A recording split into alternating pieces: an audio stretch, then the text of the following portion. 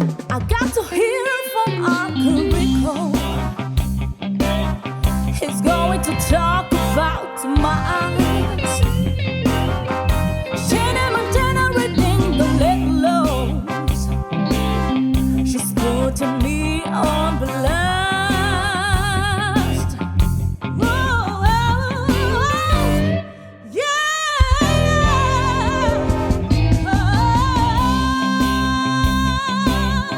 And there's a road who has to get on. He's just an old outcast. Can we all say the O-N-E-S-O-N? Hashtag. Wait a minute. At last, it's a Doneson podcast.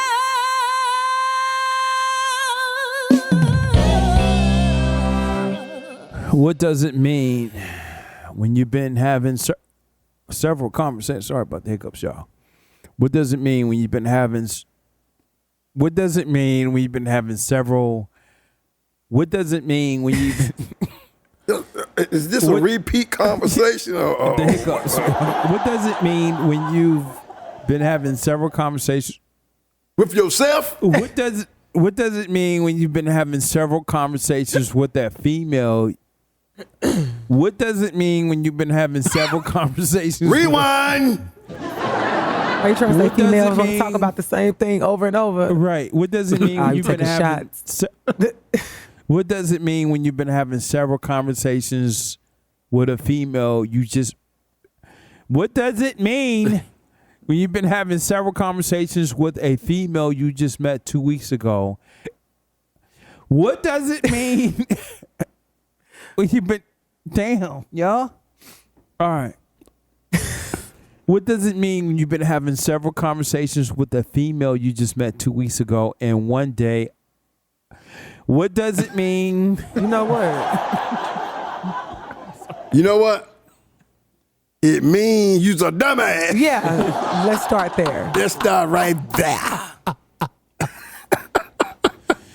What does it mean when you've been having several conversations with a female you just met 2 weeks ago? And one day I text her and she didn't text me back. It's been a week. What does that mean? You're a dumbass. One time, what does it mean when I text a female and I text her and she didn't respond back to me? It's been a week. I mean, if you were acting with her how you acting now, I can see why she didn't respond. So she got the same experience. Then that is why she made the right decision. Oh my God. But it's time for Gossip in the City. Gossip in the City is sponsored by New Hope Baptist Church. Maybe this time you'll get it right. Oh my God. Moss Point, Mississippi.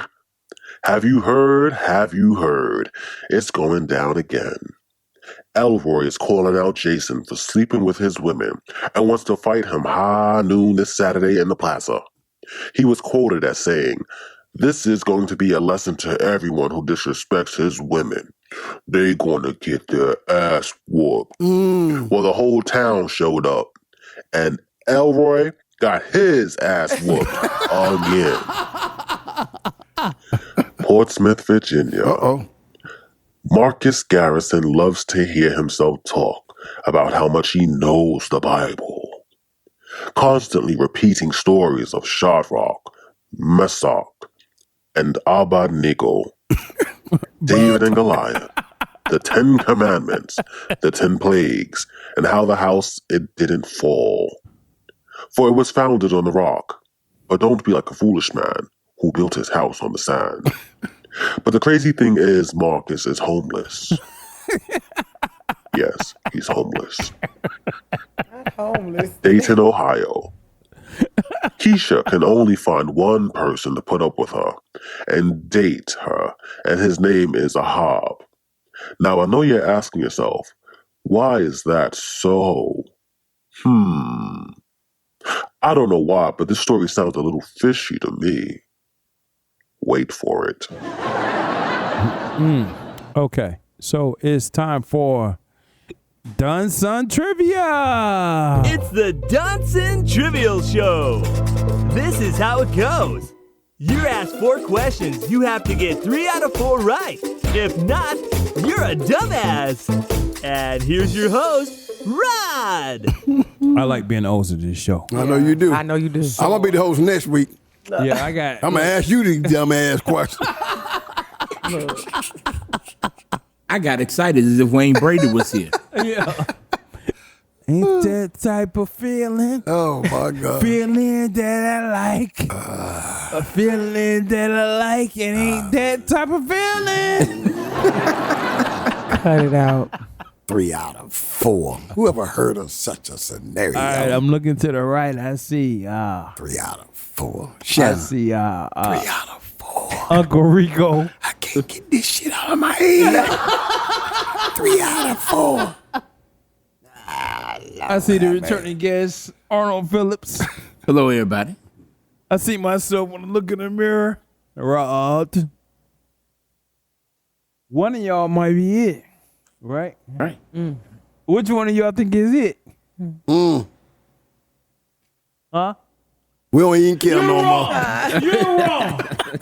Because I'm here to tell you, brothers and sisters, I'm here to tell you that the person that I'm looking at is Santa Montana. You know what? Let's do it, baby. Number 1. Havanna is the capital of what country? Oh, we know that. A, Cayman Islands. Cuba, B, Cuba. Cuba. You're right, Montana. We damn You're sure. right. If we I ain't got know that that one, one. ain't nobody know that one. Havana. Number 2. What is the nearest planet to the sun? Oh, we Is know it that. A, Venus, or B, Mercury? I know you know that, Sean. Is it Mercury? You're right, Montana. Yeah, You're you right. learned that in Yeah. I know. little bit of I school. learned it that long ago. That's why I ain't No, we remember. learned that in school. Yeah. All right, you got to get one of these. 50, you got to be 50% here. What was the first toy to be advertised on television? Oh, I know Is that it one too. A, Mr. Potato Head, or B, Hula Hoop? I want to go with Potato Head. You're right, Montana. Dang, you're right. What's the last? Won't be It no doesn't dumbass matter. this week. Right. It doesn't matter if you get this right. I know, so we might as well though. Let's do What? 4 out of 5. Yeah. Show What out. TV series showed the first interracial kiss on American network television? Was it A, I know that one. Mission Impossible, or B, Star Trek? Star Trek. Star Arnold Trek. Phillips, can you? Star Trek. Star Trek. Arnold, what do you think? Star Trek? Star Trek. Star Trek. You're right. All right. You're right. I wonder what year that was. 1967. 60 something. In the 60s? Oh, wow. Shout out Montana. Let's get it. Let's get it. I can creep to this. I can do a drive-by to this. And I'm With creeping. your stopper gun. Jackson, Mississippi, here we come. You wrote me. We You coming. wrote me. You wrote me. It's just something about this later. Oh, yeah. Jackson, Mississippi, here we come on tour, baby. Show up or show out. Montana is the crazy. Do you want my opinion? It's maybe game over for ya. Really, really, really, really, really, really, really, really.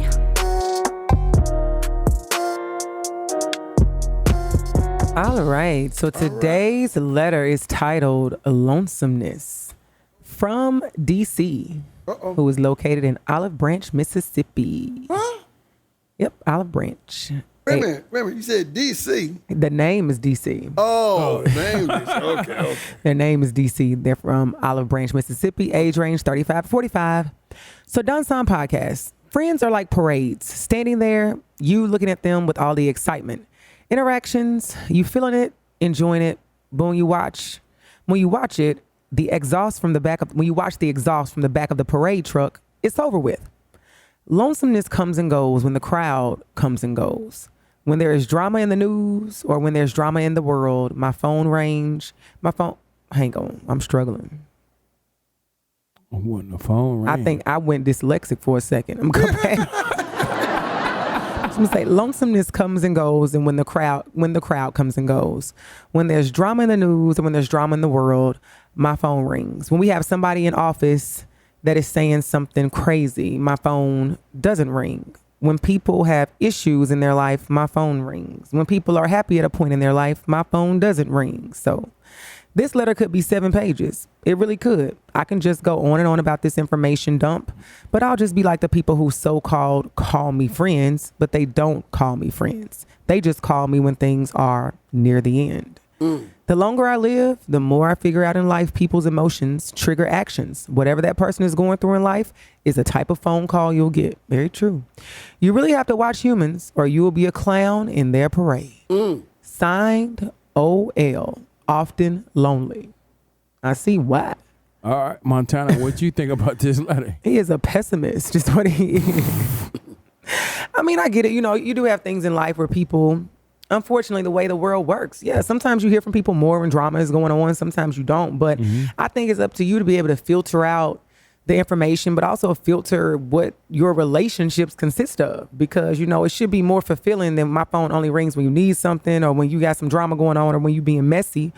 I think outside of that, this person needs to just recognize, you know, and it's also, I always say friendships are like relationships. It's a two-way street. So, you know, if you feel like somebody only calling you when they need something, you know, what kind of friend, in order to be a friend, you have to show yourself friendly.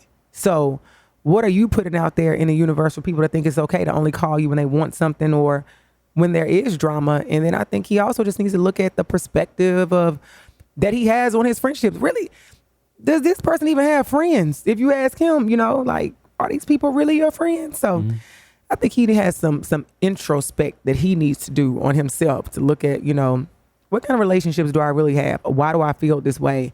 Because he really, it's like London Bridge is falling down with him. Like everything is terrible with him. So yeah, sir, you get your stuff together. All right, what you think, Arnold Phillips? Well, be honest with you, I think OL is more like only leaving him out. They need to leave him out. Just forget it. Yeah. Because he's not a fun person to be around. You know, none of that. Just leave him alone. Don't even call him. Don't even think about calling him. If you call him, he's going to give you some pessimistic advice. Yeah. Don't even ring his phone. I don't blame him for not ringing his phone. Matter of fact, if he calls you, throw your phone in the water. Okay. Like the river, maybe. Yeah. Okay, Andy, what you think about that? Ronald McDonald, Homie the Clown, the Joker. Oh, and did I leave out Bozo? Stop picking up the phone, you fucking clown. All right, Oliver, what you think? I used to have a job as the AI to a business back in Australia before Rod picked me up off the shelf, walked out without paying for me. But nonetheless, here we are. So my job was to greet the customers as they walked into the store. So even though I'm a speaker, you'll be amazed at the amount of people that wouldn't speak back. I said all this to say if they don't respond back, who gives a shit? Find something else to do. So when they pick up the phone to call you again, you're not the one picking up the phone. Okay. Let them come to you.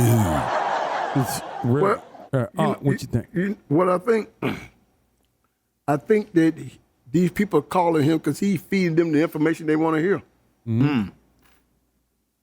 It seems like, from what I'm looking at in this letter that he written, they only contact him when they got drama going on, and he feeding what they need to hear.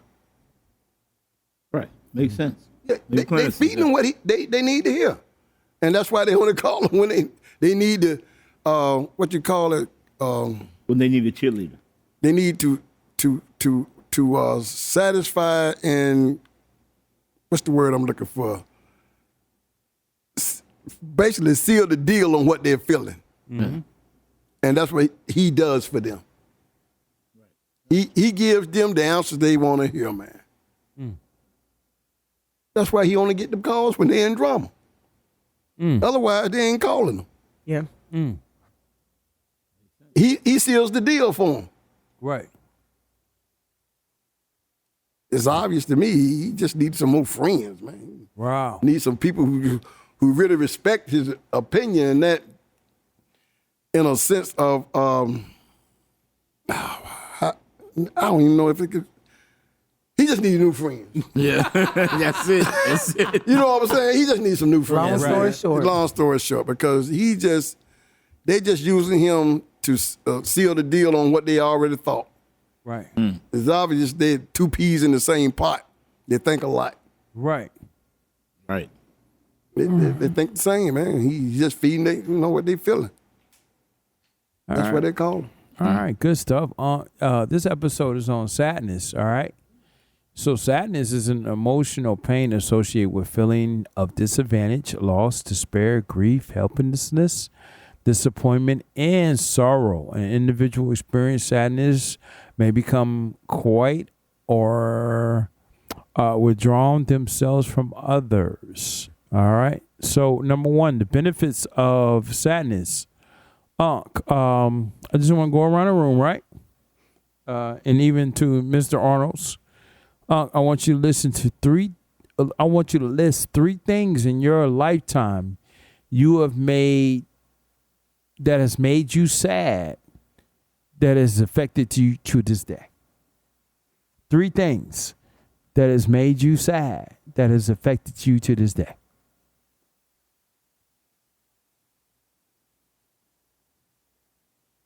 Number one, I would say in 1994 when I lost my father to lung cancer, because he was a smoker. That's when I quit. I used to be a heavy smoker. Wake up in the morning, I ain't even one match. And each cigarette lit the next. I was a chain smoker. Right. But when I lost my father in 1994 for lung cancer because of smoking, that's when I quit. And I always remember hearing my mother in the back telling my father, his name was George, George, you just smoke too much. You smoke too much. I heard that from a little child until he died. So I quit. 1994, I quit. I had a pack of cigarettes. I used to smoke Cools. I ain't gonna never forget it. Took them Cools, throw them on the ground, stomped them, didn't look back.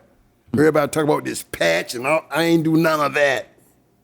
How long ago was that? Like I just told you, 1994. Damn, that's a long time ago, huh? Yeah, it's all right here, man. And that's what I said, the mind is a powerful thing. If you make up your mind, determine you're gonna do a certain thing, if you got it up here, you can do it. Right. You don't need no patch. You don't need none of that other crap. Because I did it right then. I had a pack of cigarettes in my pocket. When I got that news, I took them and threw them on the ground, stomped them in the ground, and then looked back.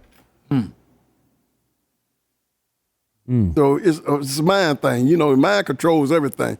If you can't use your mind to determine your thoughts and your pattern in which you drive yourself in life, right? And what you got it for? It's the greatest gift God gave to man. His mind, the ability to think and choose. If you ain't gonna use it, what you got it for? Ain't no other creature on the face of the earth can do that. Right. But man, or woman. Yeah.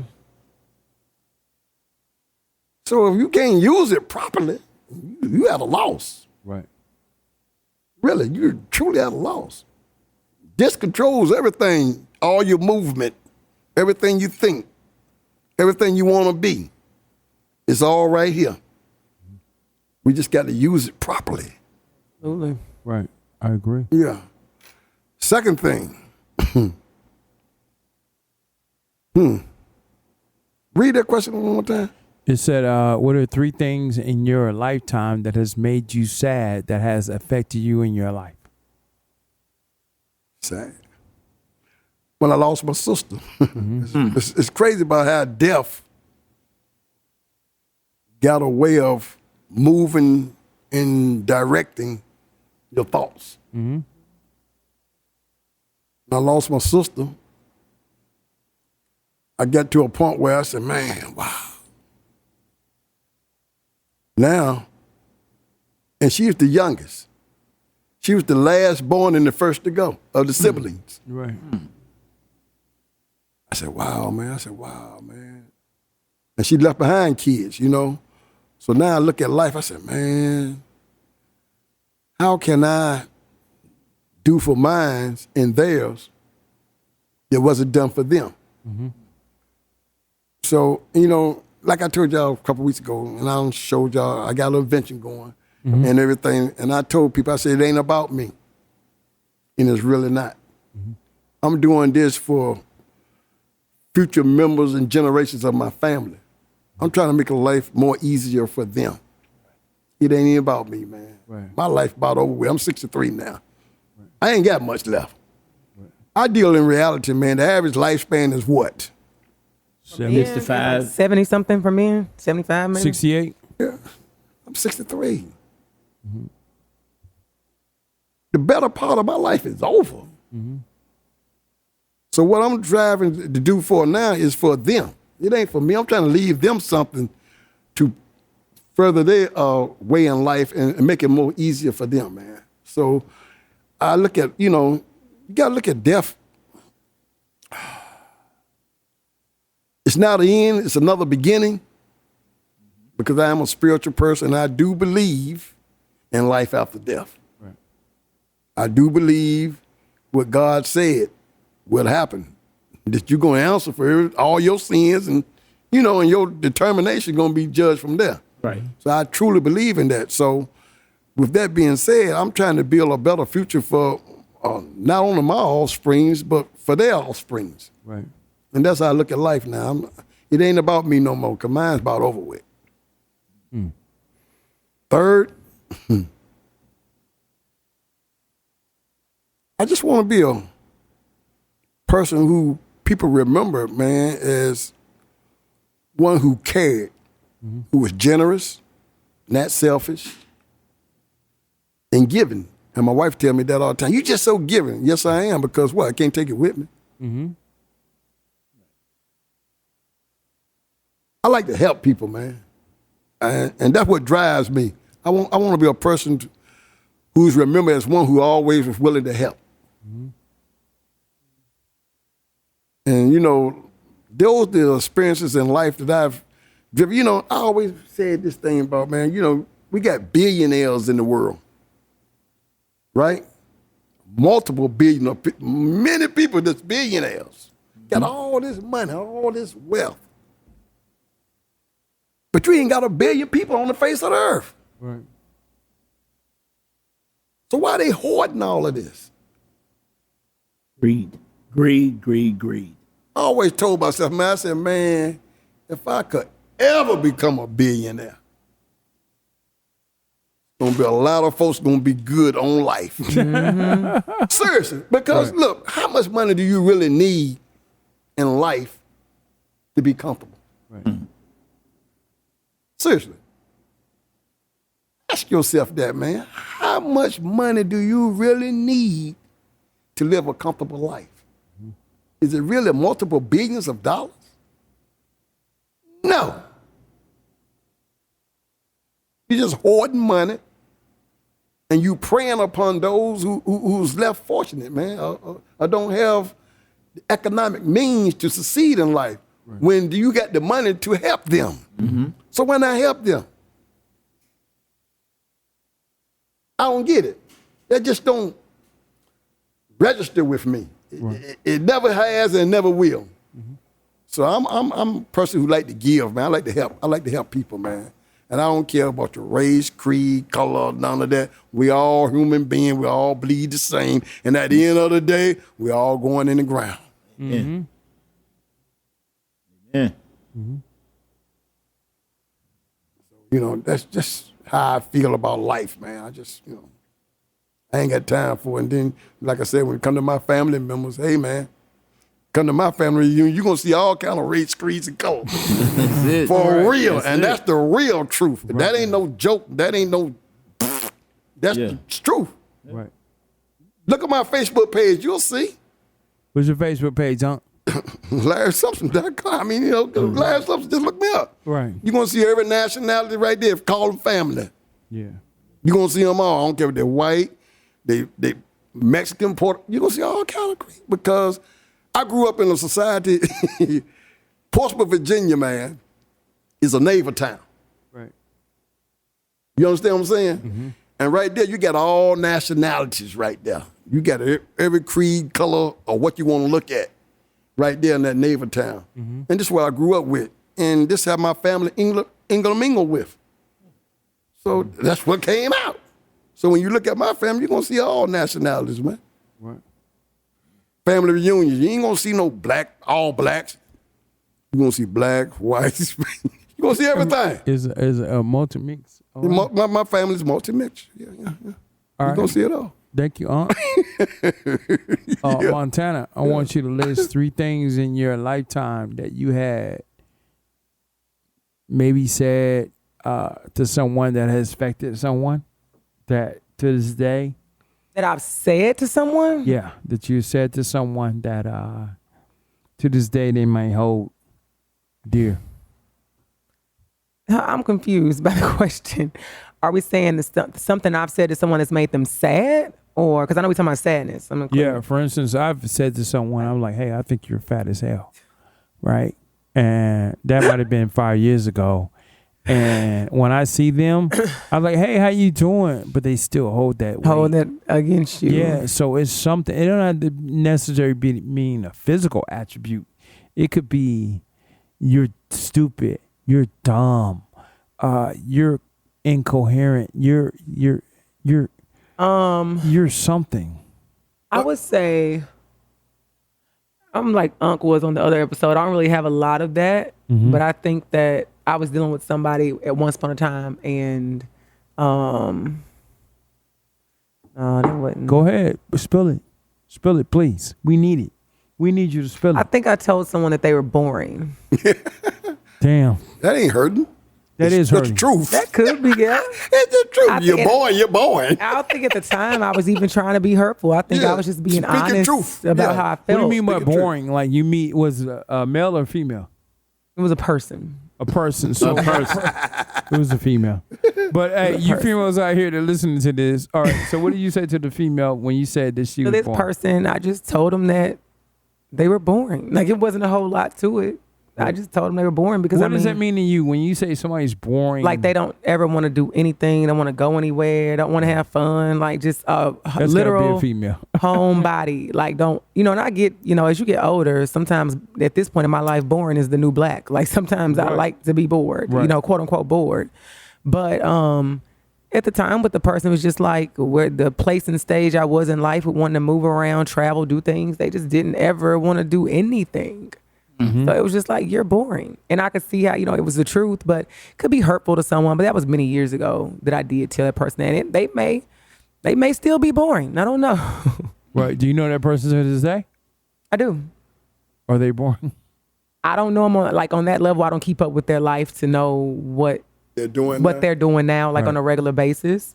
So yeah, I can't call it, but probably so. They're probably doing the same thing. Okay. Knowing that person. All right. Andy, what do you think about this question?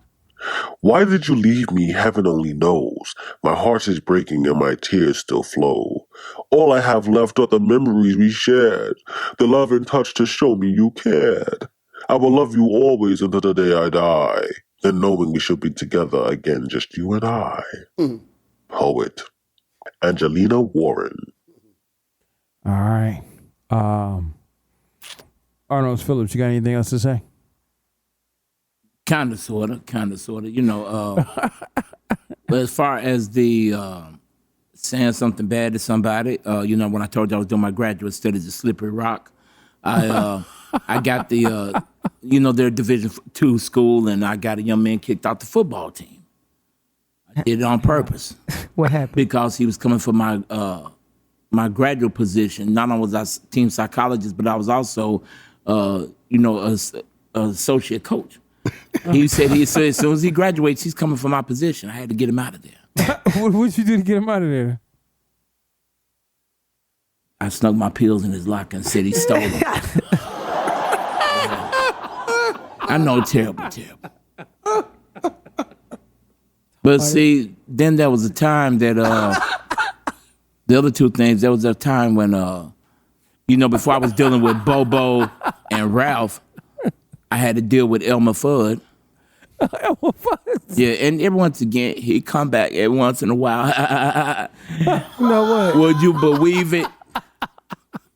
Me and Buzz were friends. We did that show just to entertain people. I shot at him one too many times, and guess what? He doesn't call me no more. But that wascally wabbit, I'm gonna shoot that little black duck. Thank you for tuning in to the Doneson podcast. Peace out. Wait a minute. At last, it's a Doneson podcast.